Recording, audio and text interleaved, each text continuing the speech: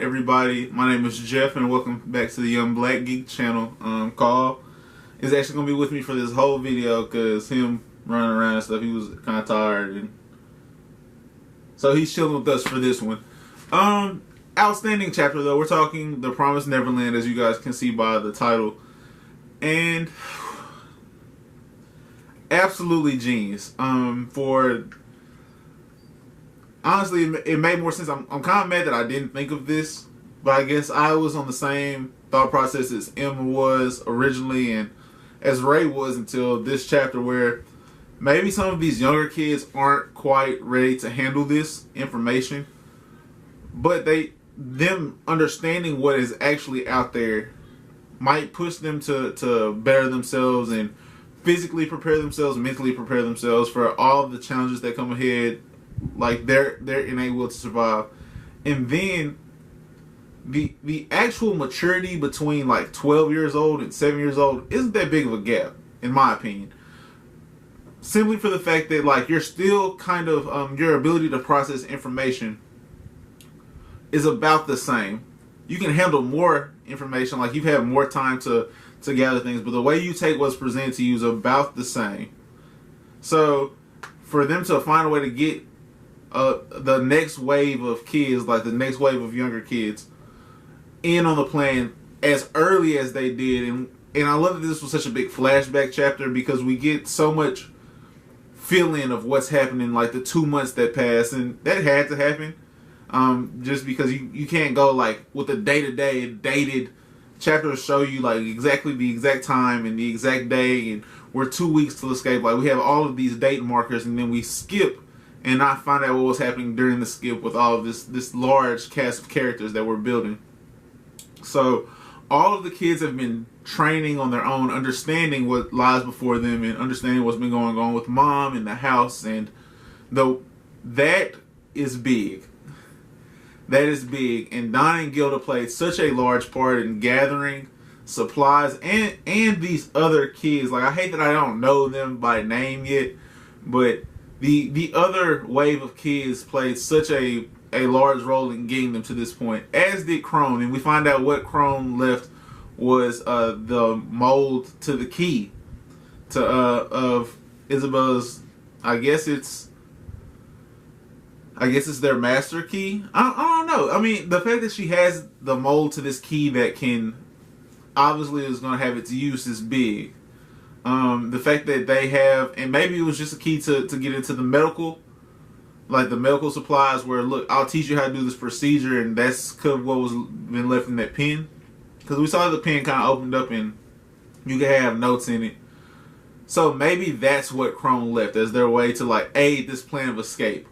And unknowingly, she also aided the plan of escape by when she was conversing with the older kids, and the younger kids were behind the door listening. And I never thought that was what was going on either. Like major twists and turns were happening in this chapter. Extremely exciting stuff. Like this is extremely exciting. And I felt like Ray in a lot of it, where I couldn't really understand like how everyone was moving so precisely, and I never thought that he was going to be able to sacrifice himself, because the major theme of our main character, like Emma is our main protagonist now, her major theme, her major goal is to save everyone. That's what's been established from chapter 2, when she's dealing with this feeling of like of dire need, of the need to escape from this situation, and everyone's got to go. And so with her having like this point lead, like this point role that of the story, of everything's told kind of from her perspective. We occasionally get different perspectives. That's how we learn more about different characters, but the majority of this is told from Emma's perspective. How can I do this? How can I save everyone? What would Norman do? What do I need to do to get to Ray? So from that, we knew that like if her goal is to save everyone, then post Connie, everyone has to be saved. So Norman's not dead. Ray wasn't going to sacrifice himself. That is meant to like give us the illusion that it could happen, and it can happen. They are still very much in danger. We could very much lose someone, but it's going to be, it's not going to be like a cliffhanger moment. Like, did this person die or did this person not die? We're going to see a finite death. The cliffhanger will be reactions to death. How does this person cope with this happening versus did this really happen? That's not what we're going to get. It's not, okay? So, going forward from this chapter where now everyone's aware and we're breaking the tracking devices and people are cutting or are able to disable them in multiple ways where I can leave it or actually turn it off, like with Ray's device.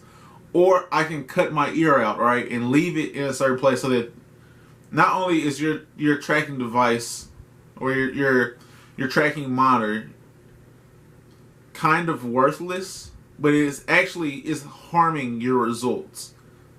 Where, like, it's leading you to the wrong place versus you not being able to trust it all. Like, and I love to see how Mom kind of took this, like how Mom, for real, that's how you. I love to see how Mom kind of took this, bless you, where it was like, okay, so they've escaped and Emma took everyone, but that's okay because I've gone this far. Like, I'm 12 years invested into this day, so as long as they're not damaged, you know what I'm saying? Like, we're all good. And so, it's just your sister, B.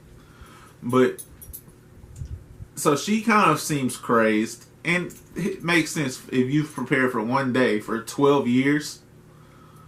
And I guess she wasn't preparing for this specific day for 12 years. But 12 years of labor has come into fruition for this day, tomorrow. So yeah, she deserves to be like in her feelings a little bit. Wow. But the cliffhanger, bruh. Why Phil? Why is Phil still there? What is Phil? What you trying to get to, man? What is Phil still doing there? And Ray had an interesting point. Like, this doesn't seem like all of us, and we didn't see any of like the young kids. So maybe some of them stayed to trick Mom or like keep Mom in a certain spot and put her in like this dilemma where like Ray and Emma are out there. So if these younger kids are here, like maybe I can get them to stay and Norman might swoop back in and pick them up. That's really what looks like the major play here, where Norman has to come back in and there doesn't seem to be like a lot of the young kids out there with Emma and Ray. So like Mom hesitating gives Emma and Ray more time, and then when she does leave, that gives Norman the opportunity to meet up with them at a different location. Because Norman had a play. Norman made a play with this plan to kind of read what Ray was going to do and understand why he was going to do it and figure out how to incorporate it into a greater plan. So he's playing chess, understanding two different people's mindsets and movement patterns, where he understands like how Ray's going to operate. And he understands how Mom's going to operate. And he also gets that Emma's going to follow his instructions to the best that her mind will allow her to the best that her beliefs will allow her to. So as long as they coincide with how she feels about saving everyone and getting as far away from like this system as she can, she's going to follow that to the T. She also has a lot of trust in Norman. So much so that panel, is very quick. You can easily miss it, where she sees everything coming into fruition and she feels Norman's presence like there, and she feels like that pat on the back, like you did a good job, like everything's going okay. Like it's an assurance from the connection she has with Norman. That's, man, I felt that a lot. I felt that. Did you feel that a lot when we was reading it? You did? Yeah, you felt that. So that's it, man. This was a really good chapter. It ended the volume. Volume 4 went by so fast. But I did go pick up Volume 5, so I'm excited to hop into that. This arc has been great, and the fact that we're mid escape from that reaction from last year of chapter 1, and I was like, bro, I don't even know if I need to get into this series. Like, this chapter was crazy, and I uploaded it. It took me months to go read the second chapter. To where we are now, we're in the escape. That's crazy. But this was a 5 fire emoji chapter for me. Easily. Back-to-back 5s again. And I think this arc as a whole is 5 fire emojis.